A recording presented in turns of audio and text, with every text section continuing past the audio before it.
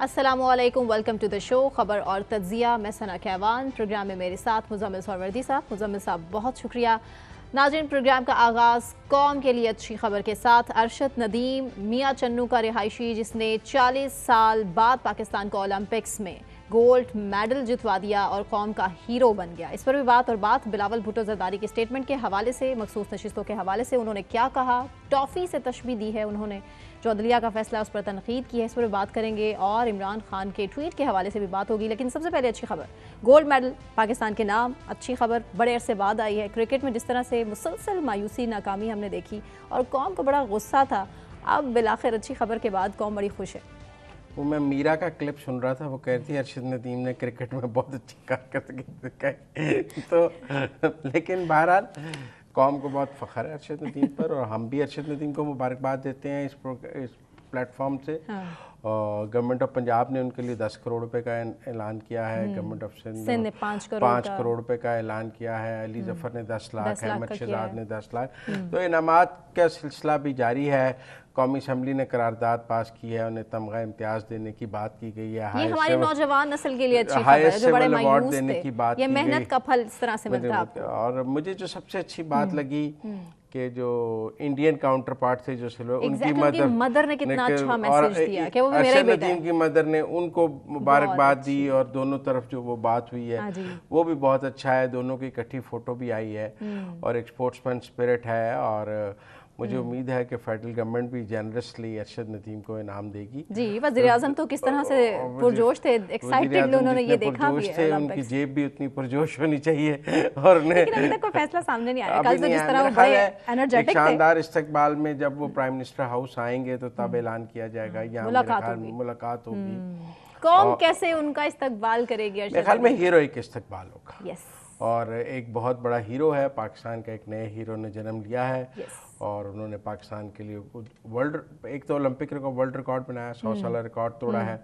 और जितनी भी हम अरशद नदीम की तारीफ करें वो कम है। और आप ये देखें कि अगर वो करें तो जज्बा जुनून तो हिम्मत ना हार। मैं तो यकीन करें 14 अगस्त आने वाला है और उससे पहले इतना लेकिन उसने जो है बहुत कामयाबी, बड़ी कामयाबी हासिल की है और बड़े रिदम में नजर आया। देखिए उसकी दूसरी थ्रो भी 91 पे थी, बिल्कुल। पहली 92.97 पे थी, दूसरी भी 91 पे थी। तो वो मुसलसल बहुत अच्छी रिदम में था। और एक लॉन्ग कैरियर है अभी अरशद नदीम का आगे, ये कोई एंड नहीं है। अभी तो मेरा ख्याल है उनका कैरियर शुरू हुआ है।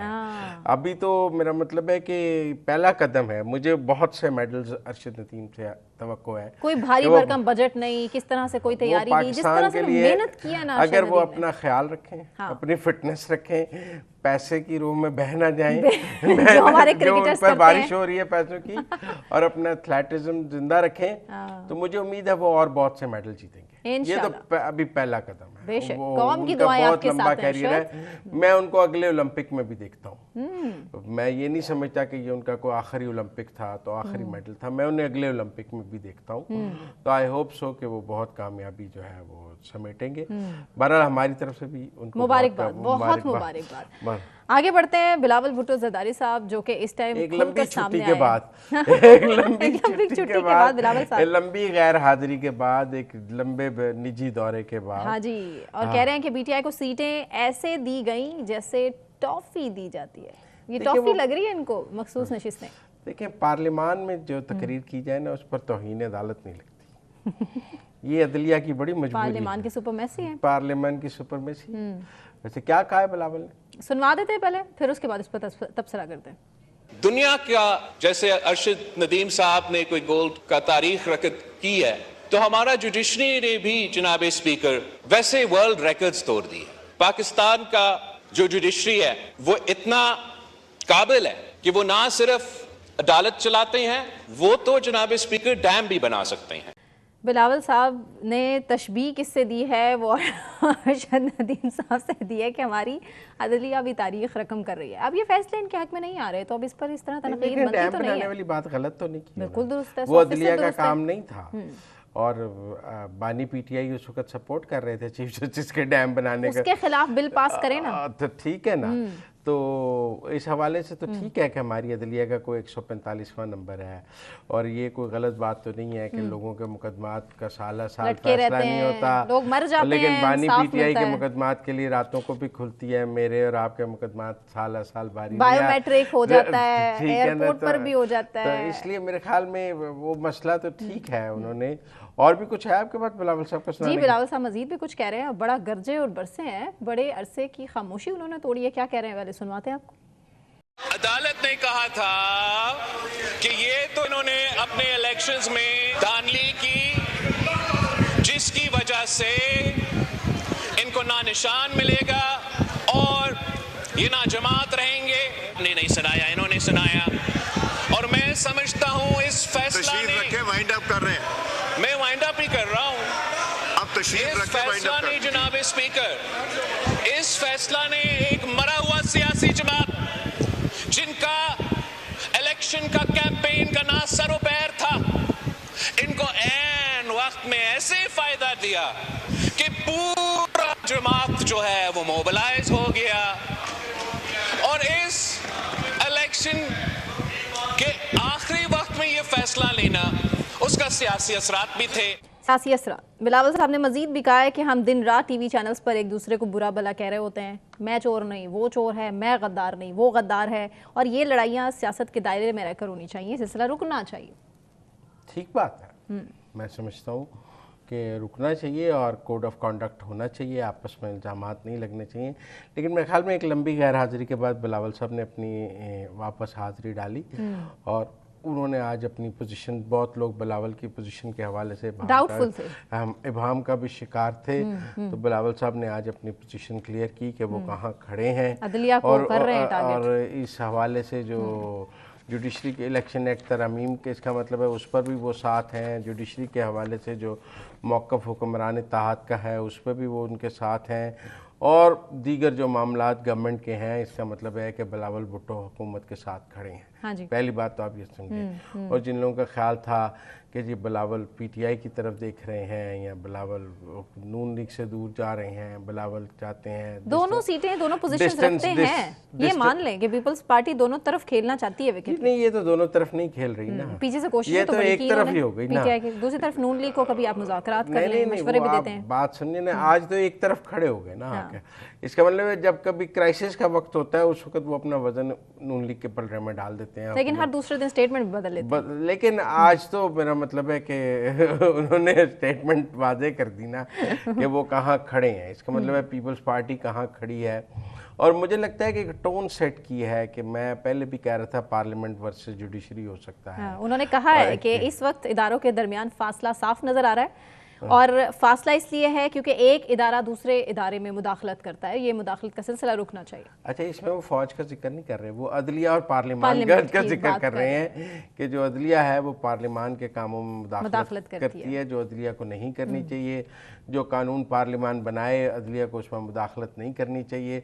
मेरे ख्याल में वो जो इदारों के दरमियान फासले की बात है वो अदलिया और पार्लियामान के दरमियान फासलों की बात है कि ये दो इदारे जो हैं उसमें पार्लियामान की बालादस्ती है या अदलिया की बालादस्ती है, तो इस हवाले से वो बात कर रहे हैं। लेकिन बानी पीटीआई ने भी काफ़ी सिचुएशन वाजे कर दी। बानी पीटीआई तो मुसलसल अडयाला जेल से धमाके कर रहे हैं। नहीं, एक दिन माफ़ी मांगते हैं, अगले दिन मुकर जाते हैं। ये मशरूत माफ़ी, वो तो मशरूत से भी मुकर गए हैं ना। अब तो बात उन्होंने कहा है कि मेरे उस बयान को सियाको सबाक से हट कर चलाया गया। मुसद्दिक मलिक साहब भी कह रहे थे कि भाई आप खुदा का नाम ले, एक तरफ आ जाएं और बता दें कि करना क्या है। मतलब कि हुकूमत तो अब घुटने टेकने पर मजबूर हो गई। सब सहाफियों ने रिपोर्ट किया कि उन्होंने मशरूत माफी का बात की, यूनानिमसली किसी एक ने तो नहीं किया कि अगर साबित हो जाए जुर्म तो फिर नहीं किया ना, सब ने किया। अब वो कहते हैं मेरे बयान को सियाको सबाक से हट कर चलाया।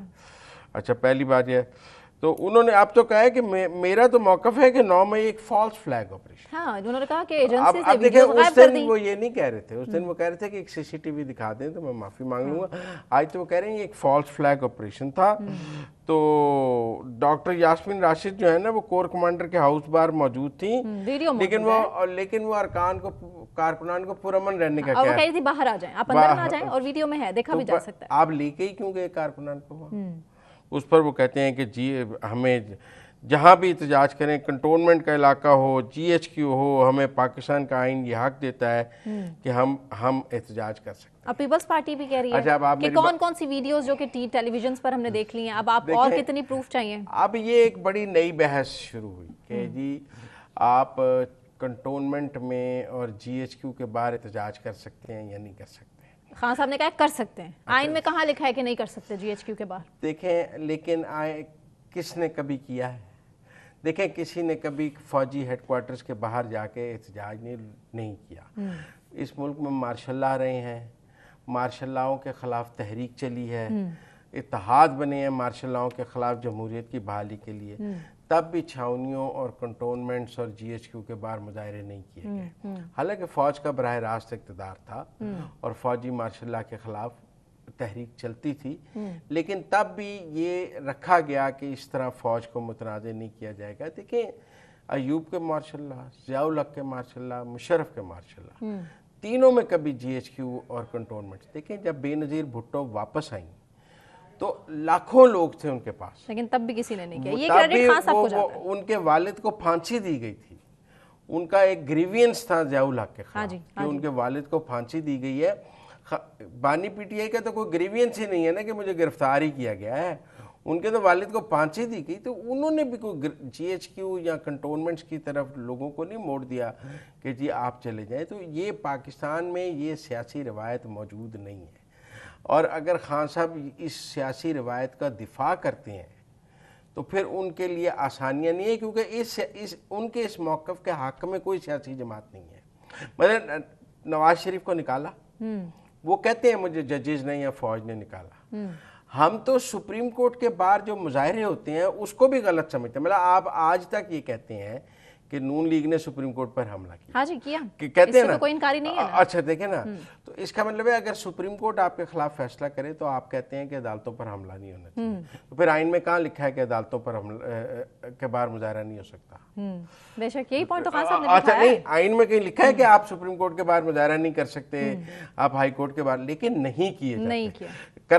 करना अच्छा नहीं समझा जाता। इल्जाम तराशी चल रही है ना, आपने सुप्रीम कोर्ट के बाहर किया, हमने GHQ के बाहर किया। ये खान साहब का मौक़िफ़ गलत है, ज्यादा बढ़ जाते हैं। ये खान साहब का मौक़िफ़ ये भी है कि मुझसे माफी मांगी जाए। जिस तरह से मुझे गिरफ्तार किया गया, जो सलूक मेरे साथ किया गया, माफी तो मुझसे मांगे। मैं 9 मई के हवाले से किससे माफी मांगूं? ये बताऊं क्या है, ये लोग रोज सैकड़ों गिरफ्तार होते हैं, वो अगले दिन अदालत से रिहा हो जाते हैं, पुलिस उनसे माफी मांगने चली जाती है। मतलब खान साहब भी कोई मेरा मतलब सुपर ह्यूमन बीइंग तो नहीं है ना। तो आप मेरी बात तो है ना, खान साहब को उन्होंने 2 महीने का वक्त दिया है हुकूमत को कि हुकूमत के पास सिर्फ 2 महीने। अब क्या करेंगे? 2 महीने उन्होंने 8 अगस्त को कहा है, तो 8 अक्टूबर को वो उनका मौक़िफ़ है 8 अक्टूबर तक हुकूमत चली जाएगी। हुकूमत जाने के 3-4 तरीके हैं। क्या? पहला तरीका है कि ईवान के अंदर से कोई अदम एतमाद आ जाए। ठीक है, वो तो बिलावल की तकरीर से लग रहा है ना कि पीपल्स पार्टी और PTI का कोई इत्तेहाद नहीं हो रहा, तो कोई अदम एतमाद। हुकूमत जाने का दूसरा तरीका है कि अदालत घर भेज दे। असेंबलियां तहलील हो रही हैं, कुछ सहाफ़ी ये भी क्लेम कर रहे हैं। कौन करेगा कि मुतालिबात सामने मान लिए गए हैं, मुज़ाकरात हो गए हैं। नहीं, असेंबली तहलील मतलब नून लीग इमरान खान की तरह बेवकूफ़ नहीं है कि असेंबली खुद ही तोड़ देगी। उसके लिए काफ़ी हमाकत चाहिए जो नून लीग में नहीं है। उसके लिए हिम्मत चाहिए जो नून लीग के पास नहीं है। हिम्मत चाहिए उसके लिए, हमाकत चाहिए काफ़ी। बाद में सर पीटने चाहिए कि हमसे गलती होगी। पूछ लो किसी PTI वाले से, वो कहेगा हमसे बहुत बड़ी गलती हुई, हमें नहीं करना चाहिए था। कोई डिफेंड करता है कि हमसे ठीक फैसला हुआ था। तो मेरा मतलब है कि मुझे नहीं समझ आ रही कि 8 अक्टूबर तक या तो किसी एहतजाजी तहरीक की शक्ल में जा सकती है जो कोई नजर नहीं आ रही, या आप अदालत से भेज सकते हैं जो अभी केस नहीं है, या ईवान से भेज सकते हैं। चौथा कौन सा तरीका? चौथा तरीका है मार्शल लॉ लग जाए। और वो उसके लिए फिलहाल अभी कहीं दूर तक नहीं है। कि 8 अक्टूबर तक हम दोनों शो अगर कर रहे हुए तो 8 अक्टूबर वाले दिन बात कर लेंगे कि बानी PTI की आज अल्टीमेटम खत्म हो रहा है, तो अब क्या करें। फिर वो शेख रशीद हो गए, नया अल्टीमेटम देते हैं। ठीक है मुजम्मिल साहब, ब्रेक लेते हैं यहाँ से। ब्रेक से वापस आने के बाद कंटिन्यू करेंगे, हमारे साथ रहिए।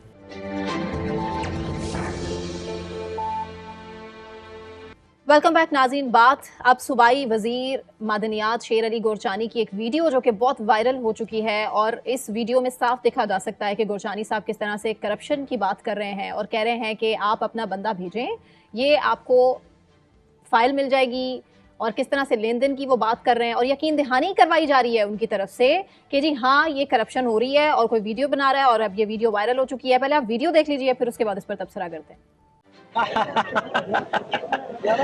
सर आप हैं, मैं इस वक्त इलाके में हूँ सर, अपने इलाके में हूँ। I am coming back on Sunday sir.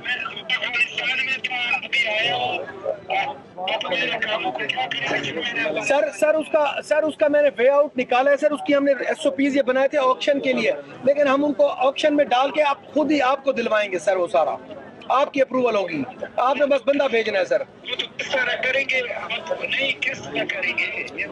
Auction में, ऑक्शन एडवर्टाइज करेंगे, ऑक्शन में करके हम आपको ही दे देंगे सर, वो चुप करके।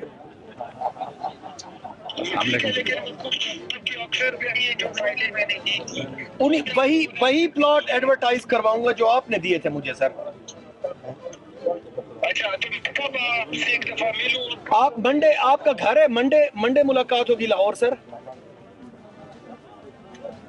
क्योंकि मैं अगर मंडे पे रुकता हूं, ट्यूसडे को मैंने अफगानिस्तान खातिर आपके पास आऊंगा, फिर मैं अफगानिस्तान जाऊंगा। अब्बास भाई आपको मिलके हम वैसे ही खुश हो जाते हैं, आप हमारे भाई हैं बड़े सर। मंडे मुलाकात होगी सर, फिर आपने अफगानिस्तान जाना है सर। मुज़म्मिल साहब गोरचानी साहब के बड़े भाई हैं और अगर बड़े भाई के लिए वो इतना नहीं कर सकते, जो प्लॉट आपने कहे हैं वही एडवर्टाइज कराऊंगा।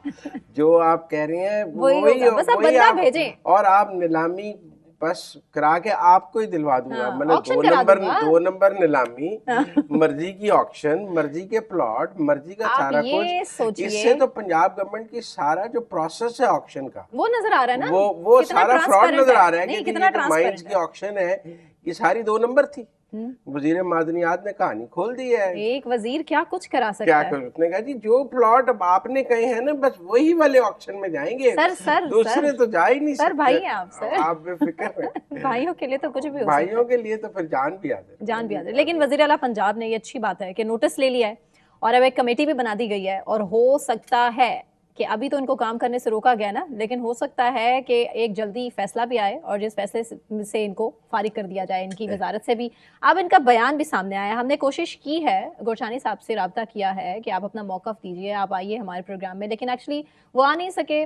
कोई मसरूफियत की वजह से, पता नहीं मसरूफियत थी या जानबूझकर वो अवॉइड कर रहे थे। एग्जैक्टली। और अब लेकिन अपना बयान जरूर भेजा उन्होंने, वीडियो क्लिप बनाकर। वीडियो बयान देने में एक एडवांटेज होता है, सवाल जवाब नहीं हो सकते ना। उन्होंने अपनी बात कह ली, हम उनसे सवाल नहीं कर सकते। बिल्कुल। और वो कह क्या रहे हैं पहले आपको सुनवाते हैं, फिर उसी पर बात करते हैं। अपने तमाम दोस्तों को ये बताना चाहता हूँ कि ये वीडियो आज से 3 महीने या 4 महीने पुरानी है। मेरे पास एक बुजुर्ग सियासतदान, हमारे बुजुर्ग हैं, इस वक्त भी सेनेटर हैं, वो तशरीफ लेके आए और वो मियाँ वाली के अंदर कोई कोयले की लीज लेके वहाँ पे अपना काम करना चाहते थे। आज इस बात को तकरीबन 3 से 4 महीने हो गए। आप माइंस एंड मिनरल डिपार्टमेंट का रिकॉर्ड चेक कर लें कि अगर सेनेटर अब्बास साहब को कहीं पे कोई एक लीज अलाट हुई हो, इवन उनकी फाइल प्रोसेस हुई हो, या उसके ऊपर कोई एक्शन हुआ है, या उनको 1 इंच कहीं पे जमीन का लीज या कोयले की लीज अलाट हुई हो, तो फिर हमने करप्शन किया, फिर हम जुर्मदार हैं। अगर हमने ना उनको कोई लीज दी, ना इवन उनकी फाइल प्रोसेस की, तो फिर ये प्रोपेगेंडा बंद होना चाहिए हमारे खिलाफ। हम नेक नीति के साथ, अल्लाह जानता है, इस पंजाब की खिदमत करने की कोशिश कर रहे हैं। चीफ मिनिस्टर मरियम नवाज शरीफ साहिबा दिन रात कोशिश कर रही हैं। मुझे तकरीबन 4 से 5 माह हो गए इस वजारत का कलमदान संभाले हुए। मैं खुदा को हाजिर नाजिर करके कहता हूं कि मेरे पर 1 रुपया करप्शन का हराम है। हम इस पंजाब और इस अवाम की बेहतरी और इस पाकिस्तान की बेहतरी के लिए दिन रात हम लोग कोशिश कर रहे हैं। मैं ऐसी करप्शन, ऐसे पैसे के ऊपर लानत भेजता हूं। अल्लाह ताला का दिया हुआ हमारे पास बहुत कुछ है। 1 लीज किसी बंदे को पंजाब में हमने अलॉट की है मेरी सिफारिश पे या सेक्रेटरी की सिफारिश पे, तो मैं अभी अपना इस्तीफा देने के लिए तैयार हूँ। तो ये वो लोग हैं जो प्रोपेगेंडा का। मुज़म्मिल साहब, शो को नोटिस जारी हुआ है, वीडियो वायरल हुई है, तो अब ये 1 रुपए की करप्शन साबित होने के इल्जामात लगा रहे हैं गोरचानी साहब। अब आपको नहीं लगता कि इस तरह की वीडियो से कोई काम नहीं बनने वाला? देखिए पहली वीडियोस में वो कुछ और कह रहे हैं, दूसरी वीडियो में कुछ और कह रहे हैं जी। वो क्या कहते हैं कि सॉफ्टवेयर अपडेट होने से पहले, तो सॉफ्टवेयर अपडेट होने के बाद एग्जैक्टली। तो मेरा मतलब है अगर वो शो में आ जाते तो हम उनसे ज्यादा बेहतर बात कर सकते। तो लेकिन मेरे ख्याल में कि जो पहली वीडियो है उसमें क्लियर है कि वो कह रहे हैं आपकी मर्जी का ऑक्शन कराएंगे। अब वो करा सके या नहीं करा सके ये इम्पोर्टेंट नहीं है। बिल्कुल उनकी इंटेंशन ऐसे कराने की बतौर वजीर कॉन्फिडेंस वीडियो में कॉन्फिडेंस और इंटेंशन उन्होंने एक जो ऑक्शन को मैनिपुलेट करने की कोशिश की, किसी को मनपसंद कराने की कोशिश की, किसी से कमिट किया मैं करा दूंगा, वो कामयाब हुआ या ना हुआ ये इम्पोर्टेंट नहीं है। जिस पर इश्तिहार चाहेंगे वही तो लिहाजा मेरे ख्याल में तो ये अब फंस गए हैं, मुझे लगता है बहुत बुरी तरीके से फंस गए हैं। लेकिन अब गवर्नमेंट का वर्जन क्या है? सूबाई वज़ीर इत्तलात पंजाब अज़मा बुखारी साहिबा ने हमें ज्वाइन किया। Azma, thank you so much for joining us. अभी वज़ीर आला पंजाब मरियम नवाज साहिबा ने नोटिस ले लिया है इस वाक़े का, जो वीडियो हमारे सामने आई है सूबाई वज़ीर शेर अली गोरशानी की। अब क्या इस्तीफ़ा भी लिया जाएगा गोरशानी साहब से? बिस्मिल्लाहिर्रहमानिर्रहीम, बहुत शुक्रिया जी। उनको एक फेयर चांस दिया गया है अपनी एक्सप्लेनेशन के लिए। ये आपको पता है कि इस वक्त बहुत सारी समझ नहीं आता, जो कुछ डिजिटल मीडिया पे आता है वो फेक है, वो दुरुस्त है, वो नहीं दुरुस्त है। इवन देन जो है वो चीफ मिनिस्टर साहबा की एक ज़ीरो टॉलरेंस है इस हवाले से। और जैसे ही ये न्यूज़ सरफेस हुई तो इसके ऊपर कल जो है उन्होंने ये कमेटी भी बना दी थी और ये नोटिस भी ले लिया था। 3 दिन के अंदर जो है वो गोरशानी साहब को जवाब जो है वो जमा कराने के लिए कहा गया है और उस जवाब के बाद जो है वो फिर अब अगला जो फैसला है उसका अनाउंसमेंट किया जाएगा। लेकिन तब तक उन्हें काम करने से तो रोक देना चाहिए था ना। आप वो उनको बतौर वजीर काम करने से रोका है उन्हें? जी बिल्कुल रोका है जी। वो बिल्कुल अपनी किसी भी महकमाना जो है वो कोई काम नहीं कर रहे हैं। वो 3 दिन जो है वो जवाब जमा कराने के लिए जो उनको दिए गए हैं वो उसके ऊपर हैं। उनको किसी भी तरह का महकमाना काम वो नहीं कर रहे हैं। लेकिन ये तो नटशेल है, वो मान रहे हैं कि ये मेरी वीडियो है, मेरी बात हमारी भी बात हुई, वो कह रहे हैं मेरी वीडियो है, लेकिन वो ये भी नहीं कह रहे डॉक्टर्ड है। तो जब वो लेन देन की खुली बात है तो फिर इसमें इंक्वायरी वाली क्या बात है? गिरफ्तार करा देना चाहिए था। एंटी करप्शन को इंक्वायरी करने देते। आम अफसर पकड़ा जाए तो इंक्वायरी एंटी करप्शन, वजीर के लिए कमेटी। नहीं, ऐसे नहीं है। इसमें मुजफ्फर साहब आप समझदार आदमी हैं। हर एक शख्स को अपनी बेगुनाही साबित करने का मौका तो अदालतें भी देती हैं और अदालतें भी इसीलिए बनती हैं कि आप अपनी आप को बेगुनाह साबित कर सकते हैं तो कर लें। सो इसलिए उनको एक फेयर चांस दिया गया है और जाहिर है उस कमेटी ने जो जवाब उन्होंने आपको जमा कराया है वो जवाब वो उनको जाहिर है उस कमेटी को भी जमा कराना पड़ेगा और उसके बाद जो चीफ मिनिस्टर साहिबा हैं जाहिर है वो इसके ऊपर जो भी अप्रोप्रिएट फैसला जो है वो समझेंगी, वो जाहिर है उसको जो है वो अनाउंस करेंगे। तो अब तो वैसे ही 1 दिन रह गया है, अब मेरा ख्याल है 1 दिन का इंतजार कर लेते हैं, उसके बाद पता चल जाएगा कि उनका जवाब क्या है और क्या चीफ मिनिस्टर साहिबा जो है उस जवाब से मुतमईन है या नहीं और वो क्या एक्सट्रीम स्टेप उठाना चाहती हैं, ये यकीनन वो फैसला फरमाएंगे। ठीक है अज़मा, आपको नहीं लगता कि ओपन एंड शट केस है करप्शन का, उसके बावजूद एक वीडियो सामने आती है गोरशानी साहब की जिसमें वो ये क्लेम कर रहे हैं कि अगर मुझ पर 1 रुपए की भी करप्शन साबित हो जाती है तो मैं इस्तीफा दे दूंगा। अभी भी उनको कोई और क्लैरिफिकेशन चाहिए? देखो यही तो बात है कि वो कुछ और कह रहे हैं ना, तो उनको एक मौका देने में एक हर्ज नहीं है। उनके मुताबिक जो है उन्होंने कोई करप्शन नहीं की, उनके मुताबिक उनको जो है वो इस वीडियो के ऊपर कोई प्रॉब्लम उनके मुताबिक अगर नहीं है तो वो जवाब जमा करा देंगे और जवाब जमा कराने के बाद जो है वो जाहिर है उनको जैसे मैंने कहा कि उनकी सजा और जजा का फैसला जो है वो उस वक्त हो जाएगा। और 3 दिन बहुत थोड़ा टाइम होता है। 3 दिन के अंदर जो है इस मामले को देखिए बहुत सारी, ये भी तो आप देखिए कि इसके ऊपर अभी जो हमारा KPK है जहां पर पिछले 11 साल से तब्दीली की हुकूमत है, नया पाकिस्तान वहां बन रहा है, वहां पर बाकायदा करप्शन के चार्जेस के ऊपर एक कमेटी बनाई गई है बाहर से ला के लोगों की कि वो इनके ऊपर नजर रखें। मेरी चीफ मिनिस्टर जो है उसकी 0 टॉलरेंस है। ये देखा ये कि ये वीडियो सही है गलत है, ये इसके ऊपर क्या बात है, क्या मामलात हो रहे हैं। उन्होंने सिर्फ 3 दिन का एक टाइम दिया है कि उसके अंदर वजीर साहब जो है वो अगर अपने आप को बेगुनाह साबित कर ले वेल एंड गुड, और अगर वो बेगुनाह साबित नहीं कर पाते तो फिर जाहिर है जो एक्शन है वो उनके खिलाफ लिया जाएगा। देखें जो अकाउंटेबिलिटी का असूल है, मतलब आप अपने वजीर की खुद ही अकाउंटेबिलिटी तो नहीं कर सकते। एक वजीर दूसरे वजीर का एहतसाब कैसे करेगा? यहाँ तो आप बात समझे ना, एक वजीर को एक दूसरे वजीर के एहतसाब पर आपने लगा दिया, तो ये तो कोई इंसाफ का तकाजा नहीं है। यहाँ तो आप उनके ऊपर कोई एंटी करप्शन से इंक्वायरी कराते, या आप पुलिस को केस देते, या आप किसी और तफ्तीशी इदारे को देते, नैब को भिजवा देते। आपने तो एक वजीर को दूसरे वजीर की इंक्वायरी पे लगा दिया। हमारे यहाँ पंजाबी में कहा जाता है माँ बेटियों में आपस में मामला हल हो गया, और फिर भी तहरीरी जवाब का इंतजार। नहीं, एक मिनट मुज़म्मिल साहब, दो चीजें हैं। पहली तो बात यह है कि उनके खिलाफ कोई जो है वो एहतसाब नहीं हो रहा, उनके लिए सिर्फ चीफ मिनिस्टर साहिबा के लिए जो है वो ये इंक्वायरी की जा रही है ताकि वो अपना फैसला ले सकें। तो उसके बाद दूसरी बात यह है कि इस सारी कॉन्वर्सेशन के अंदर जो वो कह रहे हैं वो उन्होंने करना था, वो हुआ नहीं है। सो इसलिए ये कहना कि एंटी करप्शन जो है वो, चूंकि अगर ये एक्ट हो गया हुआ होता जो एलिजिबली कहा जा रहा है, अगर वो परफॉर्म हो गया होता फिर सर्कमस्टांसेस और तरह के होते, फिर जाहिर है इसको और तरह से जो है वो डील किया जाता। ये एक होने से पहले की वीडियो है। अब इसीलिए ये जो कमेटी है ये कोई एहतसाब नहीं कर रही, ये चीफ मिनिस्टर साहिबा के जो है वो फैसला लेने के लिए इंक्वायरी कर रही है, और वो चीफ मिनिस्टर साहिबा को असिस्ट करने के लिए है। आप तो खुद वकील हैं, पैसे मांगना और पैसे लेना बराबर जुर्म है, या आपके ख्याल में चूंकि मांगे हैं लिए नहीं लिहाजा जुर्म नहीं है?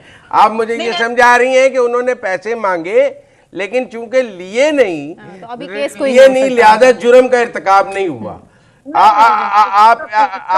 आप खुद कानून की माहिर हैं, वीक आर्गुमेंट है आपका। No, let me explain. Let me rephrase that. कि रिश्वत लेना और रिश्वत देना या मांगना इक्वली जो है वो गलत है, और उसके ऊपर चीफ मिनिस्टर साहबा की जीरो टॉलरेंस है। मैंने क्या कहा? मैंने कहा, जब आपने कहा कि एहतसाब हो रहा है, मैंने उस पॉइंट पे कहा कि जो आपने कहा एंटी करप्शन में जाना चाहिए, और या नैब के अंदर या जो भी बाकी इदारे हैं, वो जाहिर है उसके ऊपर भी मुख्तलिफ स्टेजेस होती हैं, इंक्वायरी, इन्वेस्टिगेशन, और उसके बाद जो है वो होता है, वो सब कुछ होगा। अपना जो प्रॉपर कानून अपना रास्ता लेगा, इसमें कोई दूसरी राय नहीं है। लेकिन अभी वजीर साहब के जो है वो मुस्तकबिल का फैसला क्या करना है, ये इसलिए कमेटी बनी है, और कमेटी जो है वो उनको वजीर साहब को सुन के जो है वो चीफ मिनिस्टर साहिबा को आगाह करेगी कि उनकी राय में जो स्टांस है मिनिस्टर साहब का वो दुरुस्त है या नहीं है, और यकीनन उसके बाद चीफ मिनिस्टर साहिबा जो है वो अपना फैसला फरमाएंगी, और फैसला जो है वो जल्दी आपके सामने आ जाएगा। और ये मैक्सिमम क्या फैसला हो सकता है? उन्होंने अपनी वीडियो में जो हमसे बात की है वो ये कहा है कि एक सेनेटर साहब हैं जो उनको पर दबाव डाल रहे थे कि ये माइंस उनको दे दी जाएं, तो मैंने सेनेटर साहब का दिल रखने के लिए कहा कि अच्छा आपको दे देंगे। तो ये वो तो कह रहे हैं, वो ये मान रहे हैं कि उन्होंने ये सारी गुफ्तगू की है, लेकिन वो तो एक और सेनेटर को भी बीच में मुलव्वस कर रहे हैं। देखिए, वो सेनेटर साहब हो या वो कोई ABCD हो, उनको बिल्कुल जो है वो ये ना अलाउड था, ना वो इस तरह से जो है वो इसको बाईपास करके प्रोसेस को और एक फेवर जो है वो देने की जो बात कर रहे हैं वो अनएक्सेप्टेबल है।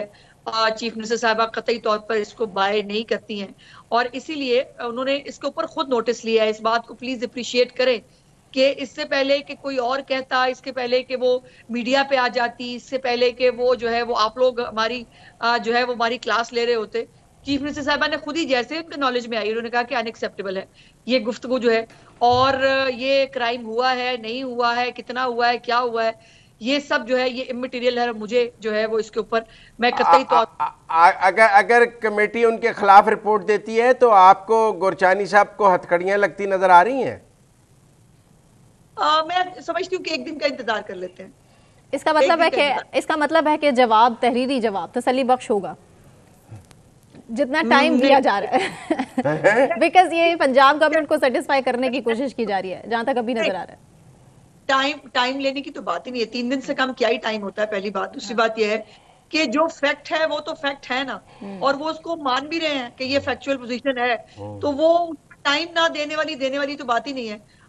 ये जाहिर है जो उन्होंने जिसके ऊपर क्या गुफ्तगू थी, क्या बैकग्राउंड था, ये सब कुछ चीजें क्या चल रही थी, ये उनको बतानी पड़ेंगी, उनको बताना होगा।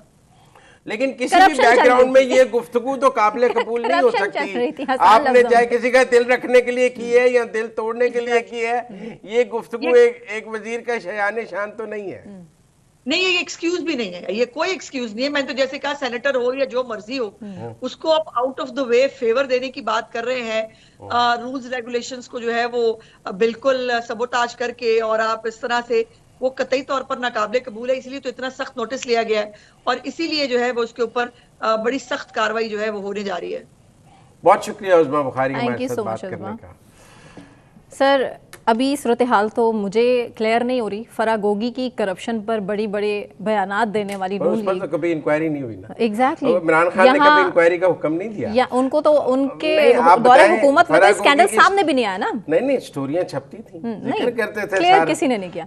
ये अलीम खान साहब तब बोले नहीं, और उसके बाद अपनी बड़ी उन्होंने लंबी चौड़ी प्रेस कॉन्फ्रेंस की। लेकिन मेरा पॉइंट ये है कि फरागोगी की करप्शन गिनवाने वाले अब अपनी करप्शन वज़रा की कमेटी, मेरा ख्याल है वजीर फारग हो जाएगा। मुझे नहीं लगता, मुझे लगता है। अज़मा साहिबा ने कहा कि एक दिन का इंतजार करें। मुझे लगता है वजीर फारग हो जाएगा, मुझे बचता नहीं नजर आ रहा। अच्छा, हाँ, हाथ पांव तो मारेगा वो वजीर, वो हाथ पांव तो मारेगा। जिस तरह से उन्होंने कहा है कि मुझे लगता है कि गोरचानी साहब की करप्शन साबित हो जाए, वो कह रहे हैं साबित हो जाए। नहीं, साबित तो, ये वीडियो को छोड़ दें, वीडियो चला दी हमने तो चला दी ना। कह रहे हैं अमल नहीं किया, कहा था लेकिन मैंने कोई पैसे नहीं दिए। कहा कि देखें, वो कहते हैं इन्नमल अमालु बिन्नियात, ठीक है ना, अमलों का दारोमदार नियतों पर है। उन्होंने रिश्वत लेने वाला नियत तो कर ली, और रिश्वत देने वाला दोनों जहन्नुमी। नहीं, पर उन्होंने नियत तो कर ली ना। बेशक, तो जब नियत कर ली तो फिर आगे हुआ या नहीं हुआ, नियत तो उनकी मौजूद थी। लेकिन फिर भी एक दिन का इंतजार हम चाहेंगे कि कल ये स्टोरी रखें, क्योंकि कल का दिन था कि निकालने के लिए आपको 3 दिन का नोटिस देना पड़ेगा।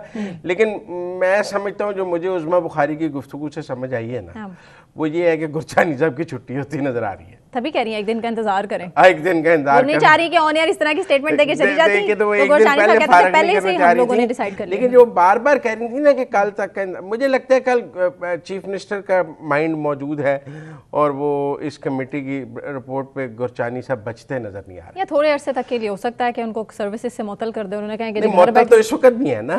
ये तो बल्कि हमारे यहाँ से खबर हुई कि वो उनको काम करने से तो रोक दिया हुआ है। इस वक्त वो बतौर वजीर मादनियात काम नहीं कर रहे। चीफ मिनिस्टर ने उन्हें काम करने से रोक दिया है, वो महकमे का कोई काम नहीं कर रहे। अब तो मुकम्मल फारग हो, डी नोटिफाई होने की बात है।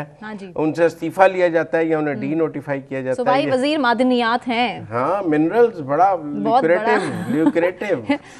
अच्छा, अपनी वीडियो में जो तफसीली उन्होंने बयान जारी किया है, उसमें भी वो पिछली हुकूमत को गिन रहे हैं कि जी मेरी तो छोड़ दे बात। अज़मा साहिबा भी यही कर रही हैं कि जी हमारी तो छोड़ दे, केपी में जो चल रहा है, मतलब ये बयानबाजी से नहीं सिलसिला चलेगा। मैं आपको एक बात बताऊं, आप अपना देखें केपी में, मतलब एटलीस्ट मैं फिर आपको कह रहा हूँ, मरियम नवाज ने इस पर एक्शन लिया, मट्टी नहीं डाली, एक कमेटी बनाई, उसको कहा 3 दिन में रिपोर्ट दो। हमने सूबाई वजीर इत्तलात से बात की है, वो कह रही है कल फैसला आ जाएगा।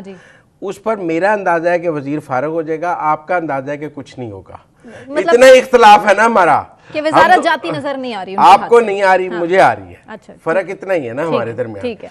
तो ये कल तय हो जाएगा। मुझे लगता है कि नहीं बचते। अच्छा, हाँ, जितना मैं मरियम नवाज और की स्टाइल ऑफ गवर्नमेंट को समझता हूँ, हथकड़ियां पहना देंगी ना भी पढ़ाई, वजारत से तो फारग कर देंगी, वजारत से फारग कर देंगी, जो मुझे नजर आता है। बड़ा ट्रेंड सेट करेंगी फिर अगर इस तरह का वो करती हैं काम तो। फिर तो आप भी फैन हो जाएंगी ना मरियम नवाज की, अगर वो वजारत से फारग। अलग बात है, क्योंकि मैं फिलहाल किसी भी सियासतदान की तो फैन नहीं हूं। अपने काम से जाहिर है हर सियासतदान पहचाना जाता है, उससे मेरे ख्याल में इंक्वायरी हो रही है। हम भी लोगों के सामने वीडियो ले आए हैं, उनका वर्जन भी ले आए हैं, सूबाई वजीर इत्तलात का वर्जन भी ले आए हैं। लोगों की राय भी इस बारे में बन जाएगी कि कल तक क्या बननी चाहिए, वो खुद ही चीफ मिनिस्टर तक पहुंच जाएगी। ठीक है, तो जो लोग चाहते हैं वो भी अपनी राय का इजहार करें। डन, कल तक का वेट करते हैं। अभी ब्रेक की तरफ जाते हैं। ब्रेक से वापस आने के बाद अगला टॉपिक आपके सामने रखेंगे, उस पर तबसरा।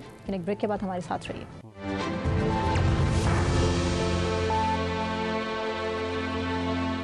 वेलकम बैक नाज़रीन। और अब सूरत हाल ये है कि पेशावर हाई कोर्ट ने 9 मई वाक़यात पर जुडिशल कमीशन के लिए जजेस की नामजदगी से माजरत कर ली है। बात इस पर भी, और साथ ही साथ बात हुकूमत और जमात इस्लामी के दरमियान मुआहदे की तफसीलात सामने आ चुकी हैं। मुआहदा तो तय पा चुका, लेकिन बिजली सस्ती होने के बजाय 2 रुपये महंगी हो चुकी है।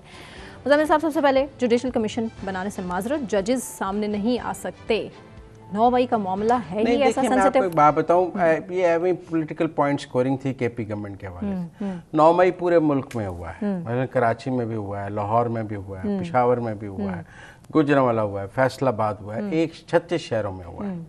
तो अगर केपी में कोई जुडिशल कमीशन बन जाता तो वो गुजरांवाला, लाहौर, पिंडी, कराची को कैसे इन्वेस्टिगेट करता? केपी का जो जुडिशल कमीशन था वो ज़्यादा से ज़्यादा पेशावर को इन्वेस्टिगेट कर सकता था, जहाँ रेडियो पाकिस्तान को आग लगाई गई है या वो और वाक़यात हुए हैं। जो ज़्यादा वाक़यात पंजाब में हुए हैं उन पर कौन देखता, तो डोमेन ही नहीं बनती थी। मतलब अगर केपी पेशावर हाई कोर्ट का एक जुडिशल कमीशन होता, उसका हाई कोर्ट की दायरा इख्तियार उसका सूबा है, तो मेरे ख्याल में वो तो एक सिर्फ पॉलिटिकल पॉइंट स्कोरिंग की गेम थी गंडापुर की जानिब से। अगर कोई जुडिशल कमीशन इस हवाले से, वैसे तो फौज रिजेक्ट कर चुकी है। फौज कहती है कि नटशल सबूत हैं, जुडिशल कमीशन तो वहाँ बनाया जाता है जहाँ इबाहम हो, तो इबाहम तो कोई है ही नहीं, नटशल सबूत हैं, तो यहाँ तो ट्रायल होना चाहिए, सजाएं होनी चाहिए, कमीशन क्यों होना चाहिए? सबूत तो मांगते हैं खान साहब। खान साहब को तो अदालत में देखें, सबूत अदालत में देने हैं जी। खान साहब को तो नहीं पेश करने, खान साहब अदालत है। वो कहते हैं पुरअमन एहतजाज का मैंने कहा था, खान साहब करने वाले कुछ और थे। खान साहब अदालत है नहीं, सबूत अदालत में पेश किए जाते हैं। अदालतों के फैसले भुगत खान साहब की अदालत में नहीं पेश करने, वो अदालत नहीं है। नहीं, उनसे माफी मांगने का कहा जाता है ना। मतलब वो अदालत नहीं है। पहली बात आप ये समझ लें कि वो खुद को अदालत ना समझें कि मुझे पेश किए जाए। सबूत अदालत में पेश होने हैं और अदालत ने फैसला करना है कि मुजरिम है या नहीं। अदालतों पे तो दबाव है कि फैसले दें 9 मई के, और किसका दबाव ये तो आपको भी पता है, मुझे भी पता है। एक भी फैसला नहीं हुआ 9 मई का, वो मान नहीं रहे ना। नहीं, ट्रायल ही शुरू नहीं हुआ ना। आप देखें ना, बरतानिया में 2 दिन में उन्होंने सजाएं दे दी हैं। हाँ जी, तो यहाँ भी 2 दिन में सुबह शाम अदालतें लगाकर जरा ट्रायल भी कर लें। कैसे आए फिर 130वें नंबर पे? हाँ, 145। बहरहाल ये जो जुडिशल कमीशन वाला पीटीआई का था पंडोरा बॉक्स, वो भी ठप हो गया क्योंकि केपी ने उन्हें काफी चिट्टा जवाब दे दिया। हाँ, और मैं ख्याल ये चिट्टा जवाब ने उनकी काफी तसल्ली कर दी होगी। आप इस स्टोरी का दूसरा रुख नहीं देख रहे क्या, कि कहीं ना कहीं से अली अमीन गंडापुर ने मामलात को दूसरी तरफ ले जाने की कोशिश की है? कि दूसरी तरफ जो उनके मामलात चल रहे हैं? नहीं, ये तो पेशावर हाई कोर्ट ने इनकार किया ना। उन्होंने तो खत लिख दिया था, गंडापुर ने तो खत लिख दिया था। डाउन हो रहे हैं अंदर खाते जो मामलात सेटल डाउन होने की कोशिश कर रहे हैं। यहाँ तो आप कहती हैं ना, गंडापुर खत ना लिखते तो आप कहते हैं उनकी कोई बातचीत हो गई है। उन्होंने तो जुडिशल कमीशन के लिए खत लिख के तीर अपने कमान से निकाल दिया था। ये तीर जो है ये आगे से डिफ्यूज पेशावर हाई कोर्ट ने किया है, गंडापुर ने नहीं किया। कि कोई माफी नहीं है 9 मई के हवाले से। 9 मई की कोई माफी नहीं है। ठीक हो गया। अच्छा, मैं एक और बात करना चाहता हूँ। जो शेख हसीना वाजिद है ना, वो ढाके से फ्लाई करके अगरतला लैंड की है। हाँ, इंडिया के एक शहर है। हाँ, और ये अगरतला जो है ना, ये पाकिस्तान ने एक अगरतला साजिश केस भी बनाया था कि पाकिस्तान को तोड़ने की जो साजिश है वो अगरतला में हुई थी, जिसमें शेख मुजीब और सब, तो उसके तहत वो ट्रायल भी हो रहे थे। फिर वो ट्रायल बाद में ख़त्म हुए और जो ढाका की, मतलब बांग्लादेश की एक जो है डिप्टी स्पीकर, उन्होंने बाद में ये किया भी कि कन्फेस किया कि हमने अगरतला में बैठ के पाकिस्तान को तोड़ने की साजिश की थी, जिसमें शेख मुजीब वगैरह मौजूद थे। और अब शेख हसीना वाजिद भी अगरतला गई हैं, मौजूद हैं। तो इसका मतलब जो तोड़ने की साजिश अगरतला से शुरू हुई थी वो अगरतला में जाके ख़त्म हो गई। शेख मुजीब ने अगरतला में बैठ के पाकिस्तान को तोड़ने की साजिश की थी। उनकी बेटी भागकर अगरतला ही पहुंची, तो वो जिसे कहते हैं पहुंची वहीं पे खाक जहाँ का था। और बानी पीटीआई कुछ दिन पहले मुजीब को हीरो कह रहे थे, जो अगरतला में पाकिस्तान तोड़ने की साजिश कर रहा था। और अब शेख हसीना को भी हीरो कह लें, क्योंकि मेरा मतलब है कि शेख मुजीब, अल्ताफ हुसैन और शेख हसीना वाजिद आज कहाँ खड़े हैं तारीख में। जिसने भी पाकिस्तान के साथ बुरा किया है, आप समझिए अल्ताफ हुसैन ने पाकिस्तान के खिलाफ नारा लगाया, वो आज ज़ीरो हो गए हैं। शेख मुजीब का हाल देख लें, शेख हसीना का हाल देख लें, तो ये सब अपने अपने अंजाम को तारीख के दायरे में पहुँचे हैं। और उन्होंने जिसने भी पाकिस्तान के ख़िलाफ़ साजिश की है और मुझे दुख है कि देखिए ना, हमारा तो मौक़िफ़ है कि मुजीब ने पाकिस्तान तोड़ने की साजिश की, जो किताबों में हम पढ़ते भारत के साथ मिलकर, और बानी पीटीआई उसी शेख मुजीब को हमारा हीरो बनाने की कोशिश कर रहे थे। हम उधर रहमान कमीशन की रिपोर्ट पे कह रहे थे, मैंने फाइंडिंग्स दी थी। नहीं, फिर उनकी फाइंडिंग्स की बुनियाद पर ये वो एक अलग बात है, लेकिन ये बात भी तो हकीकत है ना कि मोदी भी माना है, ये बात भी हकीकत है कि सब माने हैं कि हमने पाकिस्तान तोड़ने की साजिश की। वो सारा कुछ किधर है जो मोदी साहब ने ढाके में जाके कहा कि हमने आज़ादी दिलाई, हमने मुक्ति बानी को ट्रेन किया, तो वो सारी हकीकतें भी तो हमने अपनी कौम को बतानी है कि पाकिस्तान तोड़ने की साजिश अगरतला में हुई थी, भारत ने ये साजिश की थी, शेख मुजीब इस साजिश का हिस्सेदार था। अभी तो बांग्लादेश सर असाब पर सवार है, पाकिस्तान के भी, पाकिस्तान के सियासतदानों के भी। तो मेरे ख्याल से हम ज़्यादा ना इस पर बात करें तो बेहतर है, क्योंकि नौजवान बहुत कुछ सीखना चाह रहे हैं बांग्लादेश से। नहीं, सीखना चाहिए कि मुल्क को अदम इस्तेहकाम का शिकार नहीं करना। सीखना चाहिए कि वन पार्टी रूल नहीं होना चाहिए, और लीबिया जैसा हो फैशिज्म जाएगा। नहीं होना चाहिए, वन पार्टी रूल नहीं होना चाहिए, सब सियासी जमातों की हुकूमत होनी चाहिए, एक दूसरे को चोर नहीं कहना चाहिए। आप देखें ना, शेख हसीना ने वन पार्टी रूल बनाया। आज पाकिस्तान में सारी सियासी जमातों की हुकूमत है, पीटीआई की हुकूमत है, पीपल्स पार्टी की हुकूमत है, नून की हुकूमत है, MQM है। आज तो एक सब सियासी जमातें शरीक इक़्तिदार हैं। बांग्लादेश में तो वन पार्टी रूल था, तो इसलिए वो गलत। मुज़म्मिल साहब, हुकूमत और जमात इस्लामी के दरमियान मुआहदा तय पा चुका है, बिजली सस्ती होने की यकीन दहानी कराई गई है, लेकिन की नहीं गई है।